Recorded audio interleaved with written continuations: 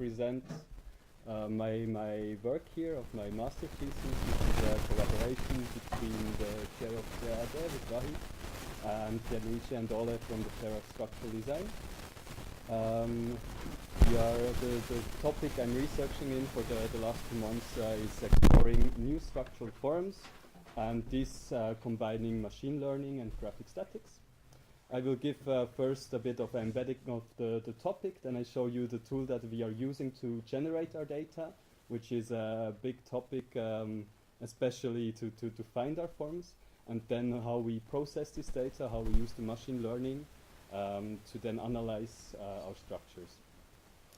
So first of all, to embed a bit the topic, this exploration of structures. You probably all know Heinz Isler, which is a very famous engineer here from Switzerland. He built most of the shell structures in the 20th century in Switzerland and was exploring different designs, mainly for compression structures. And he was doing that referencing nature usually, and trying to develop different technologies using physical models. So he had different ways how to build these models, and then he was trying to adapt and find new forms, generating like different setups within his methodologies. Then there was this other guy, Frei Otto, you probably also know, a very famous engineer. He came more from the industry of like the tent industry, and he was working mainly with cable net structures, so tension structures. Started to develop then also physical models referencing nature in order to create a variety of topologies that could then be used in real design application for structural engineering. The main like difference between the two guys of Frei Otto and Heinz Isler was actually that the Heinz Isler, Frei Otto started using tension structures, but then went on to include compression structures as well, and could combine these two fields actually together. So as you all know, we have now, like we don't nowadays, we don't only rely on these physical models anymore, but because we have high computational powers, and there are a lot of different methodologies to create new structures. And the idea was that we should actually use these modeling technologies in order to create an entire new space of structures that could be then could be inspiring people without directly referencing or rebuilding nature or physical models that are built. So the approach that I'm using to generate my structure is called Combinatorial Equilibrium Modeling, which is developed by Ole and Pierluigi here at the chair of structural design. And the idea behind it is actually that we can produce structural informed shapes in order to couple the load-bearing behavior with the design process. So the advantages that we get is that we can produce structures for the very early design phase, without materialization, so we don't have to assign any specific material to our forms. We don't have to clearly define a geometry because the computer is finding our geometry. We can use compression and tension forces to create our structures, and the algorithm is simple and fast, so I can create a lot of structures in a very, very short time. And to give you a bit an idea of how this algorithm looks like, it's a topological approach, meaning that on the top you see different topologies that we use as an input into the tool. And these topologies, they are actually describing, like these are different nodes in a space, and we can define whether these nodes are connected or not. And we can describe which are the origin points of our node, of our grid, which you see here. From these origin points, we will then have trails to the supports that are forming the main directions of our structure, and the connections in between. They are they are representing deviation members that are connecting the forms in between. So here this would be the deviation members in one layer, and then the trails from the top to the bottom, which are the shortest connection. So as an input, we give these nodes and the connections between the nodes, and we can assign then metric values to these. So this we call parametric variation. So we have a fixed topology, and then we assign lengths to the trails, we can assign forces to the deviation, and doing this, it finds us the optimal form in force equilibrium for given low case. And when changing the parameters, we can then starting to create an infinite variation of forms within one topology. And then changing the topology again, we have an infinite variation of topologies that can, like connections of our nodes that can be done. So to quickly give you an idea of how this tool can actually be used, here you see like the case study of a stadium that Ole, Pierluigi and Lucas worked on for this competition at the IESS conference in Tokyo, where they were able to model this stadium with 3 rings that are completely floating in the air without any columns, and to understand how the structure is actually capable of bearing these extreme forces, gravitation forces, and bring them back to the ground. Combinatorial equilibrium modeling could be used to start modeling these structures that then in the end I think also won the competition at the conference. Yes. So now to the reason this to have one single case for a stadium is very cool, but to actually explore the entire design space of what could be produced is even cooler, right? So the idea was to start generating different forms, and just to give you an idea of how many forms that can be produced and why we use machine learning. So when we have a node grid, let's say 16 times 9 nodes, we have already 10,296 possible connections just between the nodes. And then this leads to 10 to the power of 36,845 different possible setups that we have just for the connections. And then we can assign compression and tension forces to everything. We can assign external forces, parametrics, so we can assign forces to the members, and we can assign the origin points. So in the end, we have millions and millions of different possibilities and variations. And this is the reason why we actually need machine learning to understand this entire space. And we started off with a case study where we only wanted to explore one vertical exploration or one parametric variation of a single topology. So we actually have this connectivity here that we put into the tool, and then we just change the metrics that are like the connections between the nodes. We are just assigned different numeric values. And first of all, we did it completely randomly, and when not assigning any patterns to our parameters, you can see what we get. It's like most of the structures are not really well informed in any way. We have some that we can interpret, but then again, it's not the output that we want. So we realized, okay, we have to assign certain patterns. And this is why we started to describe all our input parameters with mathematic functions. And here you just see a quick setup. Usually we use sinusoids because with these ones we can very easily, with a with a low amount of parameters, we can then describe how we can vary our parameters with a very low amount of inputs that we need. And yes, so we generated a lot of structures with these sinusoids and then created a self-organizing map. Maybe you can remember what Vahid explained us about these self-organizing maps. You can imagine this is a grid of nodes, 80 to 80, and every node has the same dimensionality as our input. So as example, I clustered with the nodes, so I just wanted to compare shapes. And doing this, I had in every node there were was every node was representing a form, but not input form, but learning the forms that I put in.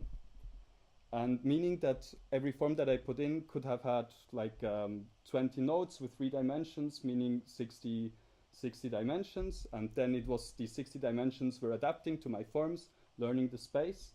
And like this, we could then cluster these self-organizing maps. And here you see some variations that we got, like these shell-like structures on the right, and then on the left, these more tower-like structures. To further understand this vertical exploration, here you see like one output of a single node. So actually, like we had this entire design space with clustered forms, and in every single node there were like several forms fitting because they were self-similar. So this is how the algorithm worked. So to further design this entire design space, we then used unifold, manifold approximation and projection algorithms in order to visualize a bit better these clusters. So we wanted to see like, okay, we have our clusters organized, but then we also want to see like how big is the variation in between the clusters. So what you can see here is that we got 9 very clear clusters of forms for different shapes. And we wanted to see how our input parameters are actually affecting our clusters. So representing these, it was very interesting to see that we have 3 different patterns of parameters.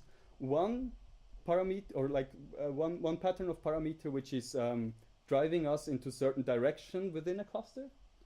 One pattern of parameter which is completely random, and there was only one parameter that was actually telling us how many clusters that we got, which is very fascinating because like of all these possible variations and parameters that we had, we only had one parameter who was telling whether we get more or less clusters. And was it also meaningful? Can you explain about this? What does that mean, this GE that you say is informative? It was informative in a way that I knew that I could, only with varying these parameters, I could then... No, the question is what is this parameter about?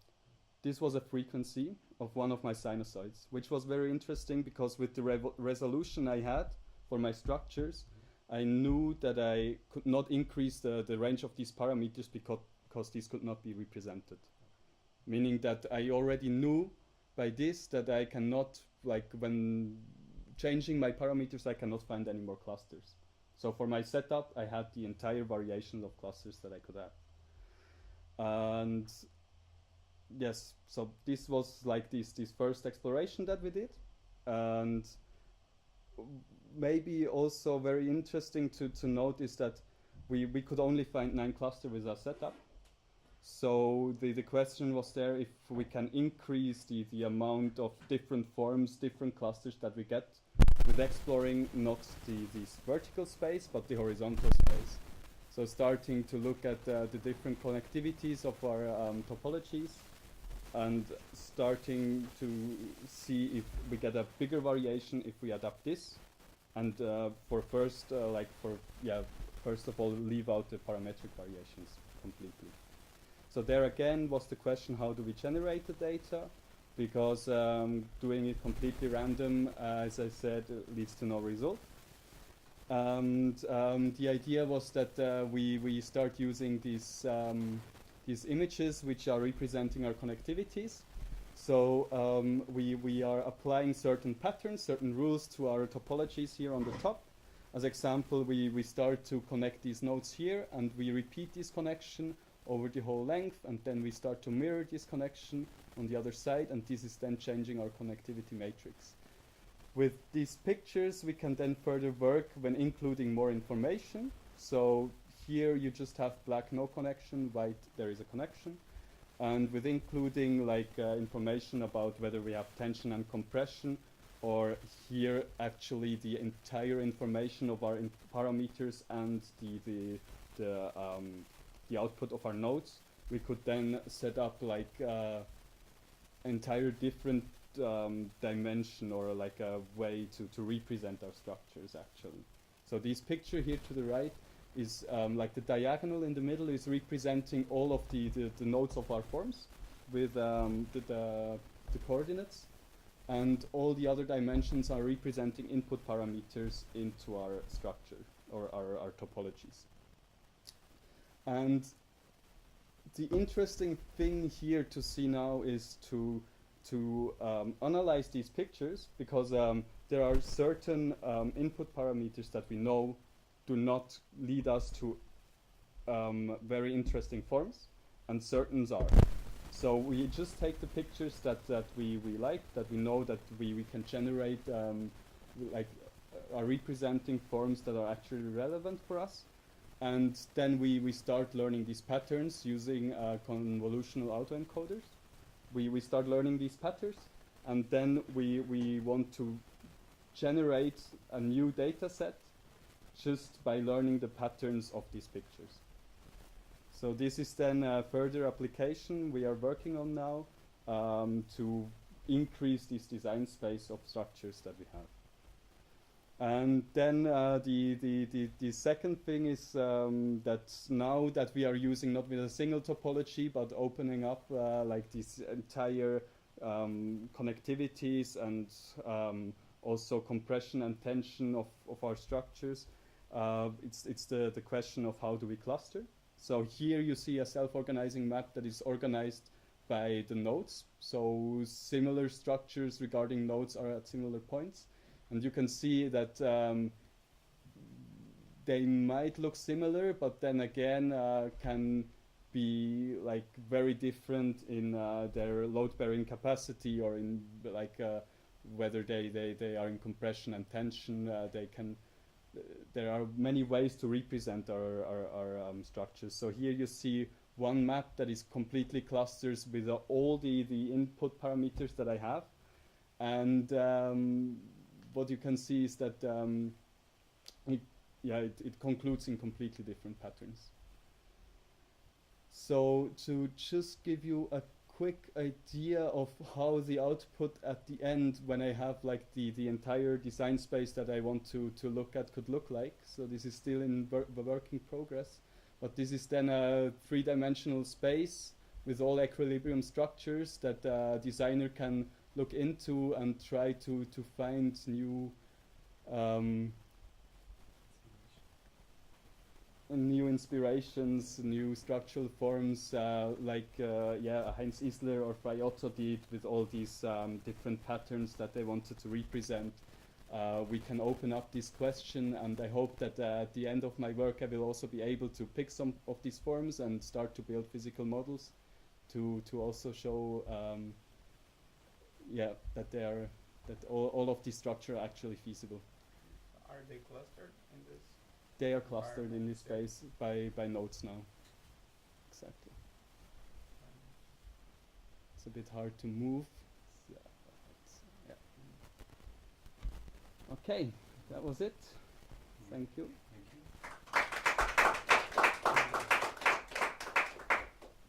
There are no questions. We can go on to the next No, one. I have a question. Oh, you have? Good. About when you pass from your topology information of linking the lines and etc. Then how did you pass for an image?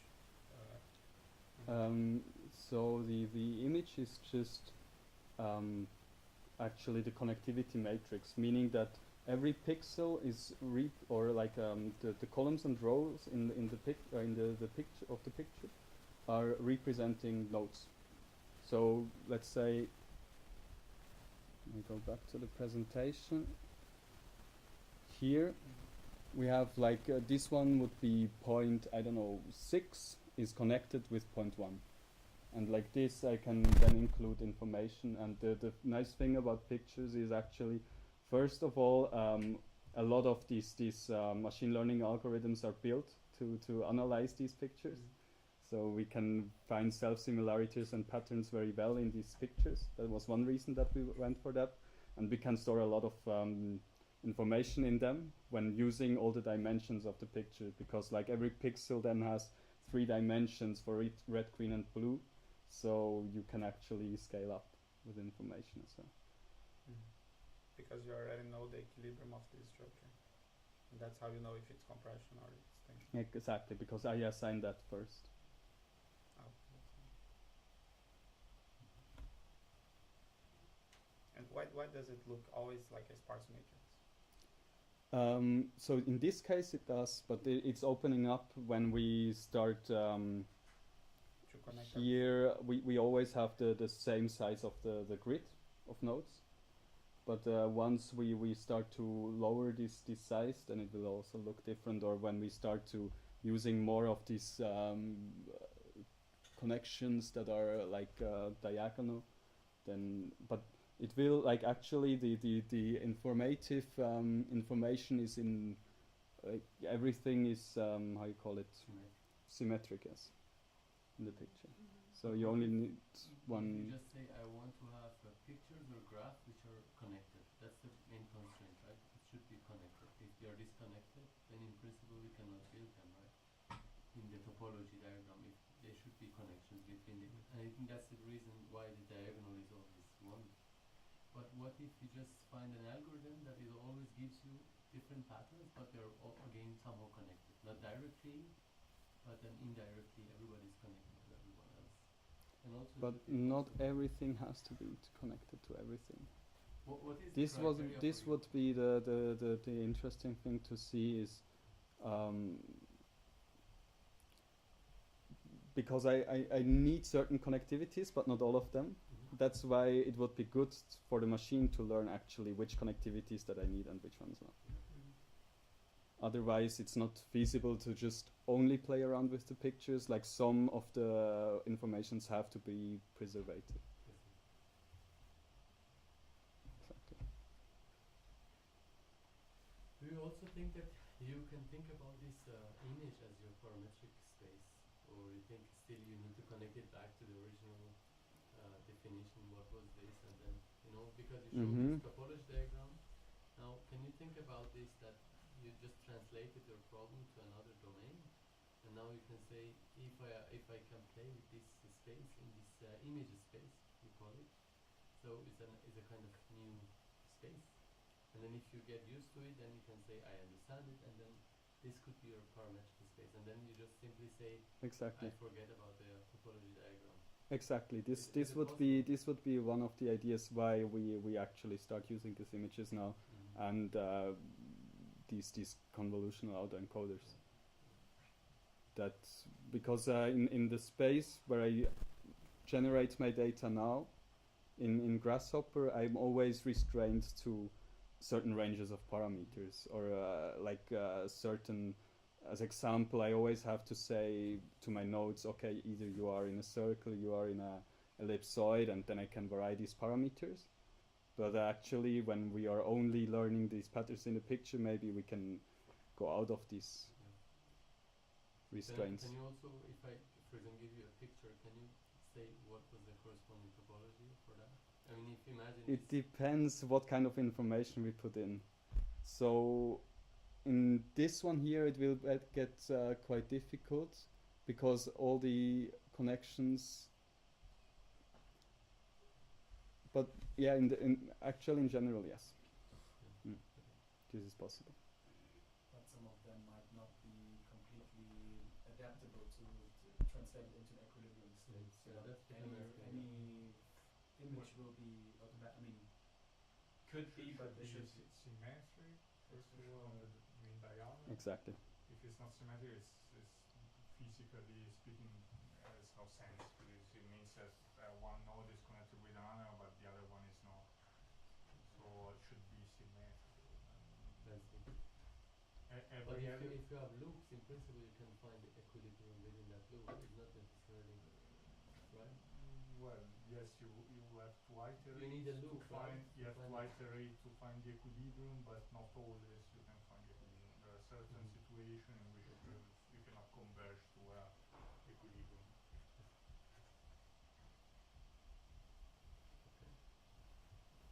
Okay. Thank you. You're welcome. Do you need any adapters, or I just have one HDMI. can you use this one? No. No, we need to use the image, right? I just have one slot. And you cannot, this one here is not working. No, this one is not. I think this is only for